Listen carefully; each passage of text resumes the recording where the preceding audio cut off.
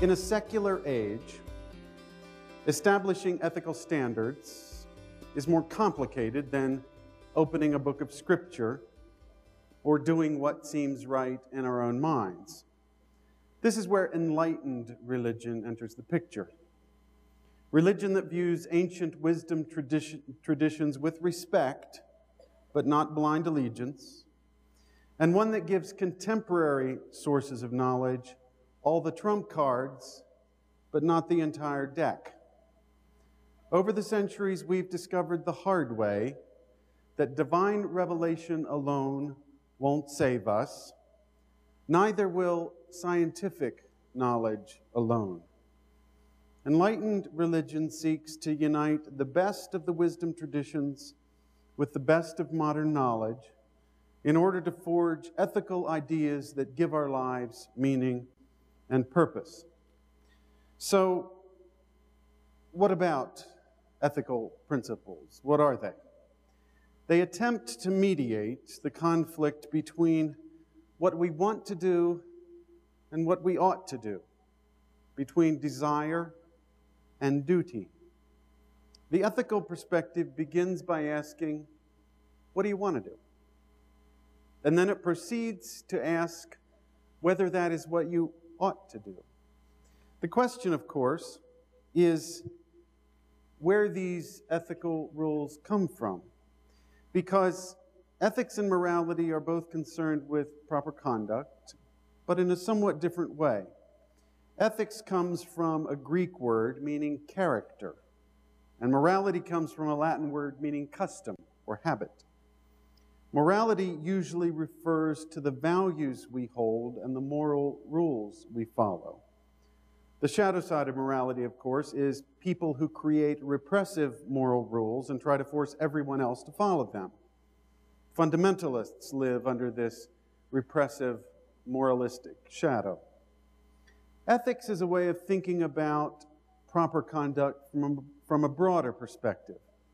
Ethics is concerned with the moral rules themselves, where they come from and how we justify them.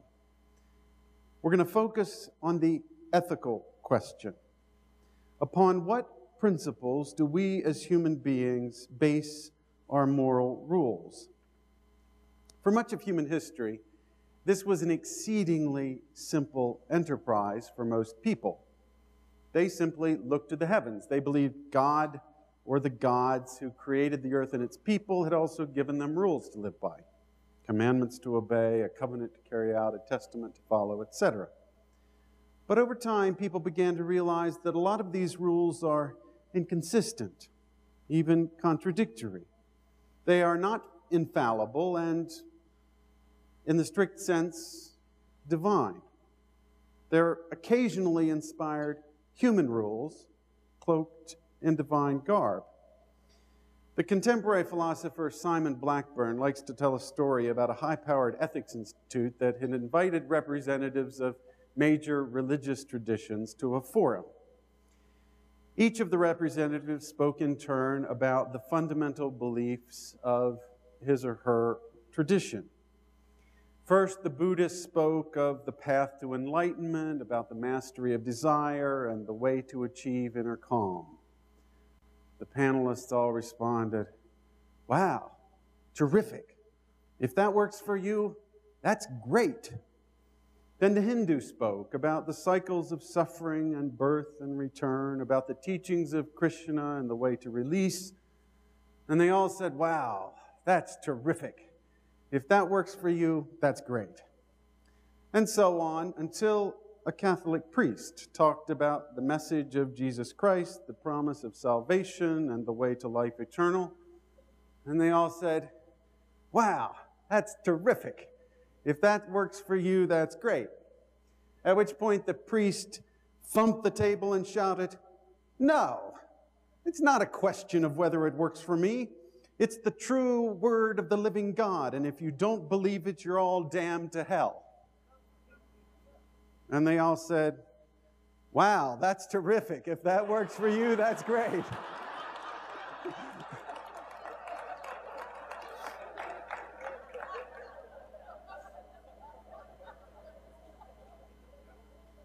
But if our standards of behavior don't come from the gods, from where do they come? Maybe we simply make them up. Different people at different times have different rules for living. Perhaps there is no one truth, only different truths embraced by different communities. This situation is commonly known as moral relativism. If relativism is the ultimate ethical principle, however, then tolerance becomes the highest moral virtue. The problem, of course, is that some actions are intolerable, no matter who commits them or when or where. We need a higher standard than individual preference upon which to base our code of conduct. Aristotle, in his major treatise on ethics, suggested a way of addressing this issue that has dominated the conversation ever since. Aristotle believed that both things and people could be judged successful if they achieved their ultimate purpose in life, which is to realize their full potential. The question of potential in Aristotle's terms has to do with what is distinctive or unique about something. A knife, for example, has the distinctive ability to cut things, and thus a sharp knife, well used, has achieved a state of virtue.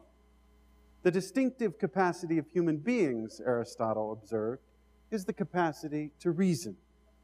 Our ultimate goal, therefore, is to develop our rational powers and live in accordance with them. In this way, we will achieve the state of virtue that Aristotle calls blessedness or happiness. The challenge on these terms is to develop a standard of conduct that any person who is rational will have no choice but to accept. This turns out to be more difficult than one would imagine. The late 18th century German philosopher Immanuel Kant proposed that rational people must agree to act only on principles they believe should become universal law. Kant called this requirement the categorical imperative, but it's known to school children everywhere as the "what if everyone acted that way" rule. A century later in England, Jeremy Bentham and John Stuart Mill developed a different standard, one that came to be known as utilitarianism. Based on a view that an action is right if it promotes happiness and wrong if it produces the reverse of happiness, they articulated the rule of utility. The good is whatever brings the greatest happiness to the greatest number of people. While both of these standards have much to commend them, they seem unwieldy and unsatisfying. It's almost always hard to calculate the greatest good for the greatest number. And besides, sometimes ethics has to be driven not by what's good for most of the people most of the time, but what works for people who otherwise would be left out, people at the margin. And the fact that people act in different ways for different reasons often make the world a better place, not a worse place. And besides, here's the crux of the matter. We as human beings are more than mere rationality. We need an ethical standard that resonates with all our being, as well as with the world we live in. What would such a standard look like? It emerges not from the degree of the heavens or the structure of rationality, but from the nature of things.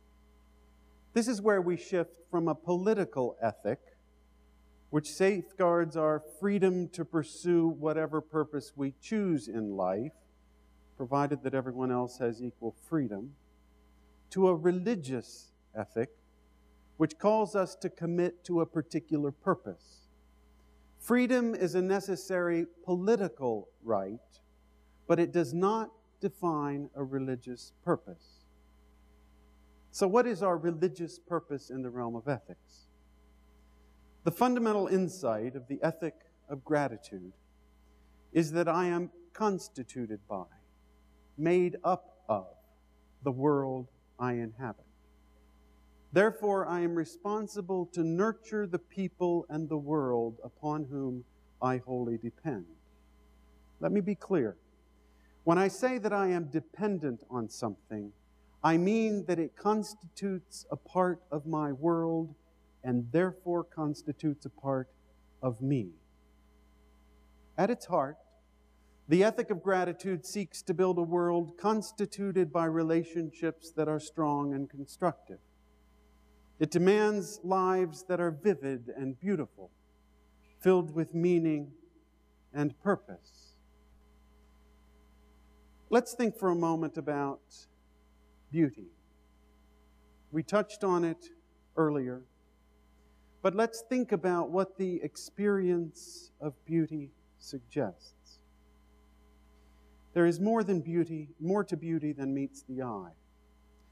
The contemporary poet Baron Wurmser, in his poem titled Opinion, suggests what this something more might be.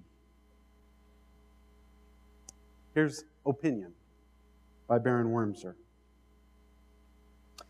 Halfway to work, and Merriman has already told me what he thinks about the balanced budget, the Mets' lack of starting pitching, the dangers of displaced Soviet nuclear engineers, soy products, and diesel cars. I look out the window and hope I'll see a swan. I hear they're bad-tempered, but I love their necks and how they glide along so sovereignly.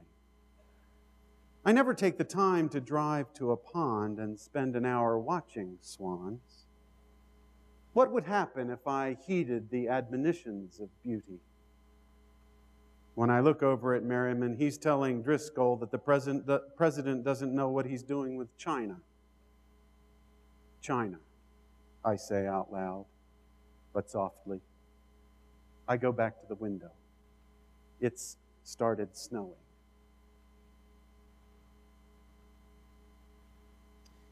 What would happen if I heeded the admonitions of beauty? As humans, we have an insatiable appetite for beauty. We seek beauty in many ways and in many places. Whenever possible, we surround ourselves with beautiful objects and ornaments, beautiful sights and sounds, even beautiful faces and figures. But our desire for beauty is not like other human desires, many of which can be satisfied by the object desired. The desire for a good meal, for example, seems magically to end about the time the meal itself ends. And the desire for a good night's sleep ends about the time morning comes, at least under normal circumstances. But no matter how long beautiful things endure, they cannot outlast our longing for them. The pleasure we take in beauty is inexhaustible. What would happen if we heeded the admonitions of beauty? What are the admonitions of beauty? To spend an hour once in a while at a pond watching a swan or looking at a sunset? Is beauty mostly a pleasurable diversion? A fine thing if it is. Or does beauty have something to tell us or teach us? Elaine Scarry, who is a professor of aesthetics at Harvard, ponders these questions in a short but challenging book titled On Beauty and Being Just. She wonders what we're looking for when we seek beauty. What do we hope to accomplish when we open ourselves to experiences of beauty or actively pursue beautiful things? If we ask the same question about other human aspirations, goodness, truth, justice, the answer seems straightforward. When we pursue goodness, we hope in so doing to make ourselves good, or at least better than we are. When we seek justice, we surely hope to be able one day to count ourselves among the just. When we pursue truth, we do so in order to make ourselves more knowledgeable. With beauty, this calculus is more complex. It's unlikely, for example, that listening to Bach's oratorio will improve the timbre of my voice. even though Bach is the acknowledged master of the genre. It's equally unlikely that looking at one of Courbet's many self-portraits will improve my appearance, even if I stare at it for a very long time. But something happens to us in our encounter with beauty, and it's worth tracing the contours of our emotional response. Part of what happens when we experience beauty, take the example of a magnificent sunset, for example, is pure astonishment. Our hearts are filled with a rush of awe and wonder. The sunset seems incomparable and unprecedented. At their most powerful, these experiences give us a "this has never happened before in the history of the world" feeling. It's as though beauty has been placed here and there throughout the world as a wake-up call to our perception, spurring us to pay attention when our perception fades. Through its beauty, the world continually challenges us to a rigorous standard of careful attentiveness. Even if we don't seek out beauty on its own, the flowers and faces, the silhouettes and the skies, the clouds and the countenances, the music and the masterpieces, they'll come and find us. They will astonish us and fill us with wonder that we have been graced with such a rare and precious gift. But we still haven't described beauty itself. What is it that can elicit in us such a profound and deeply felt response? Think for a moment about a recent experience of beauty. What do they have in common, the experiences that come to mind? Not in terms of your emotional reaction, but in terms of whatever it was out there that caused you to respond in that way.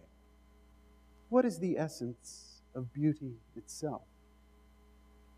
Elaine Scarry, casting her academic eye over centuries past, contends that the attribute most consistently singled out to define beauty has been symmetry, a sense of proportion and balance. She rightly points out that we hear this in great music. Bach is a ready example. And we see them in beautiful paintings and buildings, as well as in beautiful faces and figures. The experience of beauty suggests that once in a while, amid the clamor and chaos of our lives, we experience something that points us toward an ideal. It sets a benchmark or a standard by which we can measure our conduct and our lives. The experience of beauty can help establish such an ideal, gives us a hint of what is possible.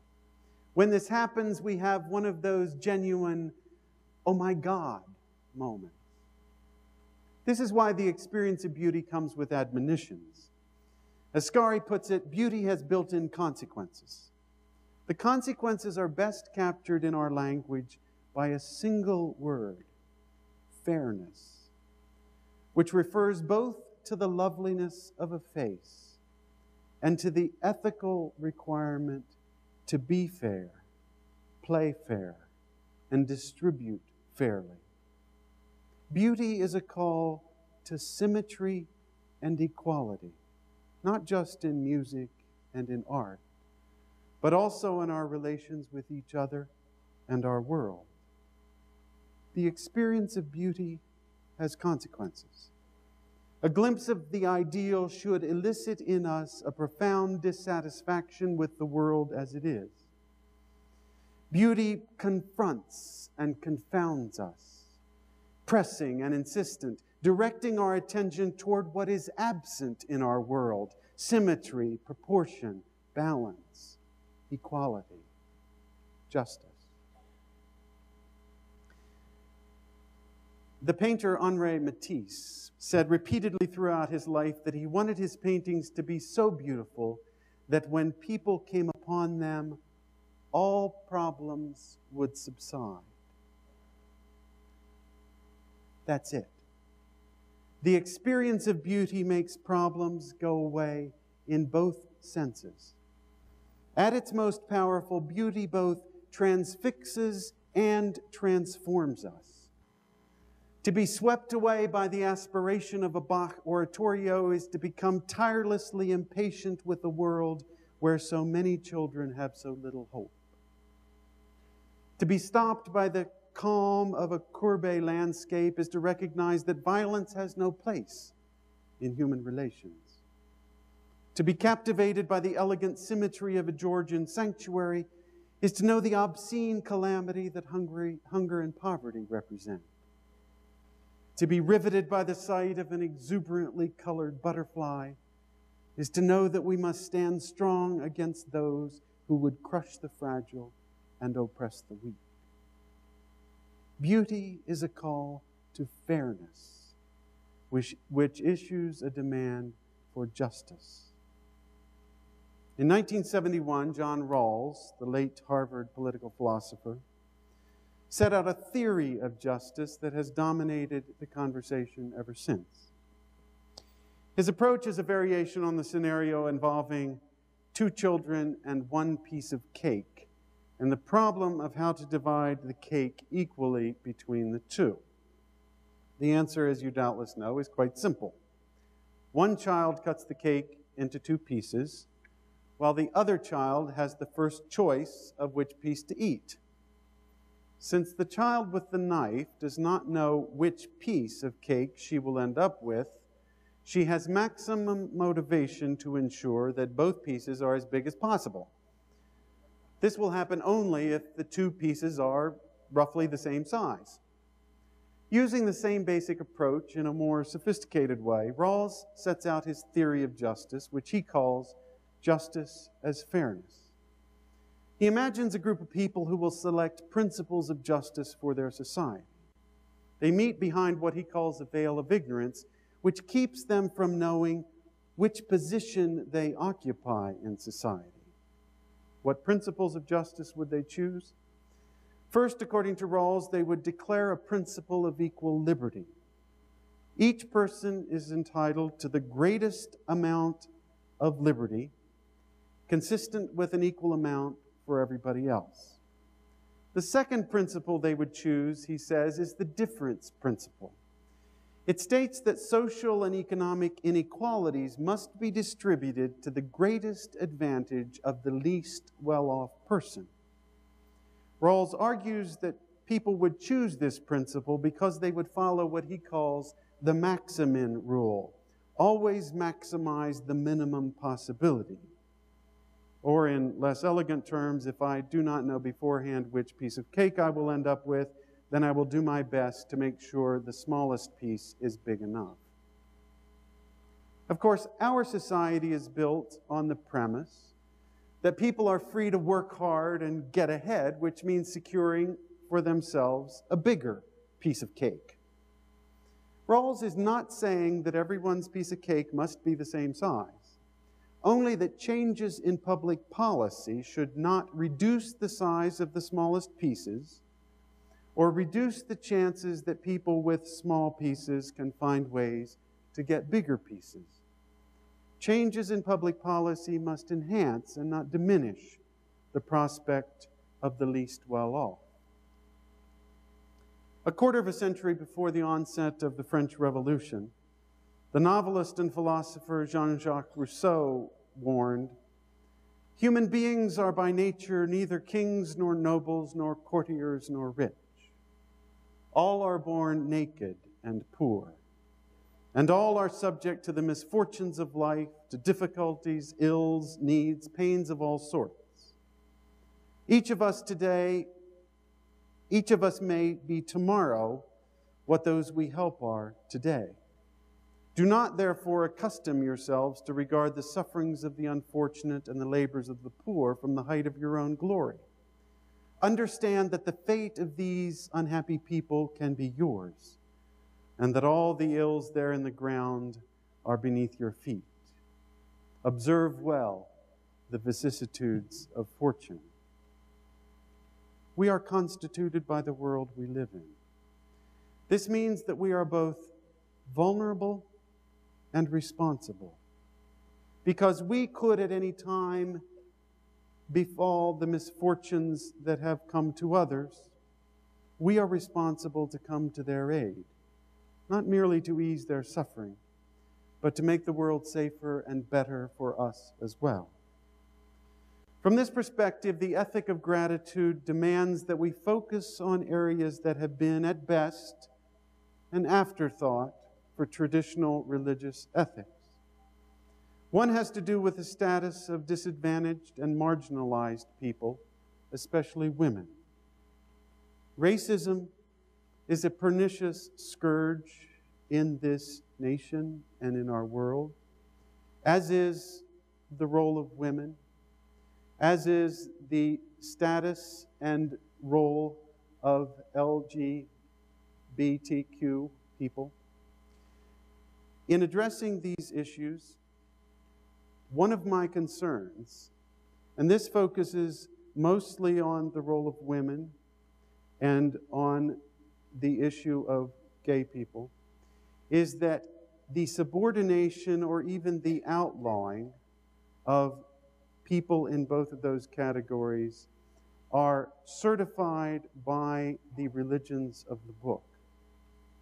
Religious traditions today stand for the subordination of women based on divine revelation. And they outlaw any options other than straight based on the same Bible. The same is not true of racism, and this is a good thing. I do not hear, and I suspect you don't either, people citing the Bible in order to justify bigotry of race. It makes it a more complicated ethical matrix for us to address these various issues. But in framing these issues, I wanted to come back to our opening focus, which is we are, I believe, in a battle over revelation. And whether the religions of the book and the belief in supernatural revelation will dominate our ethics.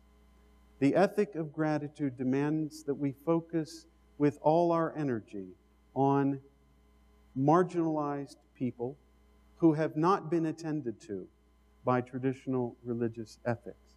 I want to say just a further word about women in particular. For a long time, planet Earth has been a dangerous place to be female. Arguably, this extends back to the Garden of Eden, if not before. In 1984, the French feminist philosopher Luce Irigaray published a book in French, which has since been published in English as a book titled An Ethic of Sexual Difference. While the book is tough going, the title comes from a speech included in the book in which Irigaray makes a simple point. Males and females are different biologically and in other ways, and ethics must attend to these differences rather than attempt to obliterate them. Riane Eisler draws this contrast starkly in her book, The Chalice and the Blade, which doubtless many of you know. She says, the title, The Chalice and the Blade, derives from this cataclysmic turning point during the prehistory of Western civilization, when the direction of our cultural evolution was quite literally turned around. At this pivotal branching, the cultural evolution of societies that worship the life-generating and nurturing powers of the universe, in our time still symbolized by the ancient chalice, or grail, was interrupted. There appeared on the prehistoric horizon invaders who ushered in a very different form of social organization. These were people who worshipped the lethal power of the blade, the power to take rather than give life, the ultimate power to establish and enforce domination. Some scholars have questioned the soundness of Eisler's analysis of prehistory. Even if it's somewhat flawed, I think her observation that history has seen too much of the blade and too little of the chalice is unerring. To be sure, and here is where Eisler and I disagree, a society needs both the blade and the chalice in order to endure over time. but they must work in partnership. A more contemporary look at the same problem can be found in a new book by Malcolm Potts and Thomas Hayden titled Sex and War: How Biology Explains Warfare and Terrorism and Offers a Path to a Safer World. Their bottom line is this: the male predisposition for violence and ability to dehumanize outgroups are deep-seated evolutionary patterns, and unless women around the world can achieve greater equality and greater control over their childbearing, efforts to control conflict and terrorism will be much less likely to succeed. A second focus of the ethic of gratitude has to do with how we treat the plants and animals that give their lives for our sustenance. I grew up on a farm, and I'm not being sentimental. I know how food happens. But our lack of reverence for our bodies and for the way we grow and prepare our food is literally killing us, I believe, both in body and in spirit. Couple of books. We don't have time to go into any of these at length. Michael Pollan's recent book titled In Defense of Food, he also wrote The Omnivore's Dilemma, which is also necessary reading, addresses the question, what should we have for dinner? His answer, eat food, not too much, mostly plants. Eat food, which is not the kind of industrially processed stuff that gets extruded and put into packages. Not too much, mostly plants. Novelist Barbara Kingsolver tells the story of how her family attempted to feed themselves for a year with food they and their neighbors grew in a book titled Animal Vegetable Miracle. And if you think all of this mixing ethics and eating is mainly a sentimental exercise to save suffering chickens and traumatized cabbages, read a book titled The China Study by Colin and Thomas Campbell. It turns out that this issue is actually not about chickens, cows, and cabbages. It's about us, and about our health, and about our well-being. A third focus of the ethic of gratitude has to do with our care for the environment. At our peril, we have run out the string on the biblical command to subdue the earth. The ethic of gratitude demands that we treat our physical environment as the incubus of a precious gift, the gift of life itself. Watch the story of stuff. It will motivate you to clean your closets and ask why they got full in the first place. It's available widely on the internet, so you can also get a DVD copy of it. It's a brilliant 20-minute story about where stuff comes from and how it fills our houses and where it goes, and the astonishing fact that something like 95% of the stuff we buy has been discarded within 6 months. Do the math about what that means for our environment. Also watch Planet Earth, the recent BBC high-definition video production. It'll astonish you. They filmed things that have heretofore never been seen. But don't just watch the 12 entertaining segments. Watch the last 3 as well. They pose 2 main problems for the environmental movement.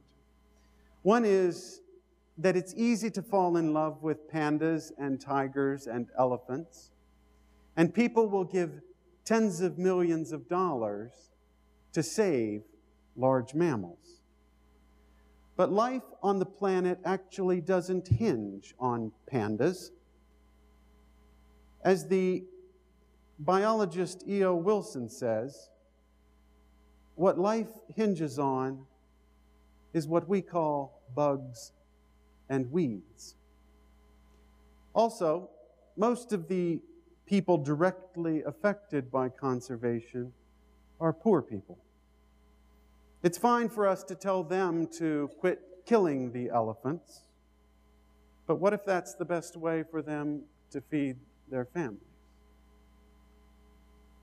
All of these ethical problems are difficult, and some of them appear to be intractable. The more you learn, the easier it will be to lose hope. But remember, engagement is the best antidote to despair. Pick something that matters to you. You don't have to care about everything all the time. The world will be a better place if you pick one thing to care about deeply.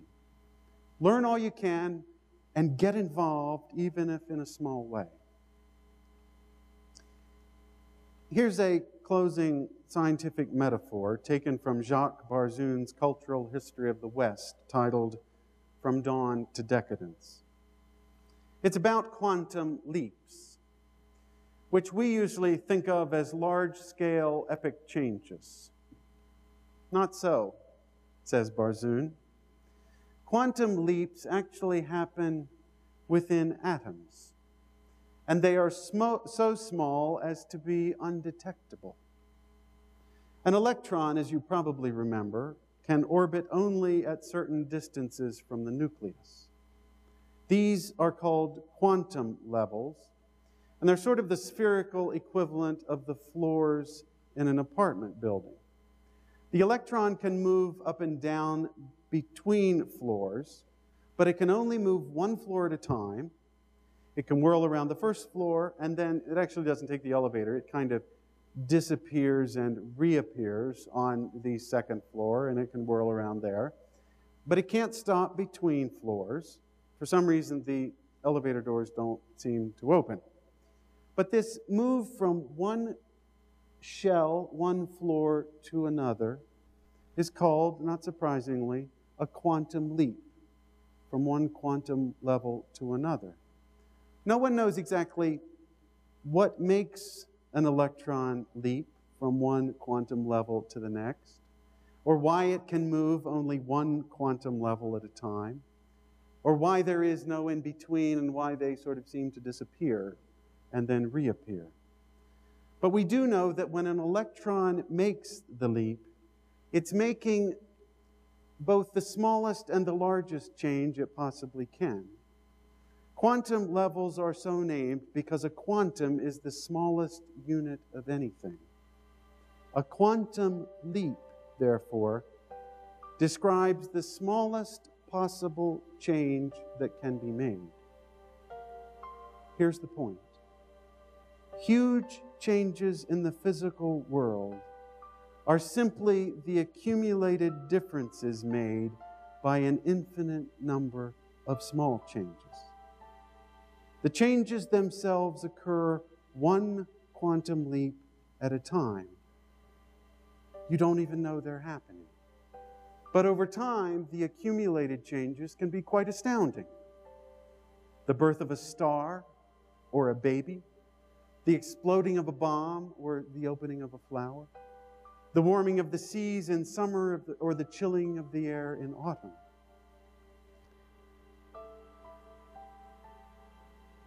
There are millions of people who need help. No one of us can hope to save all of them. But somewhere near us there are 3 people, or 2, or 1, whom we can save. That's what ethics is about. It's about recognizing that the people around me are part of me, and that I am responsible for them. So let's not get ourselves tangled up in thinking that everyone has to care in the same way about the same things. God knows there are enough ethical imbroglios around the world for many more people than us to address.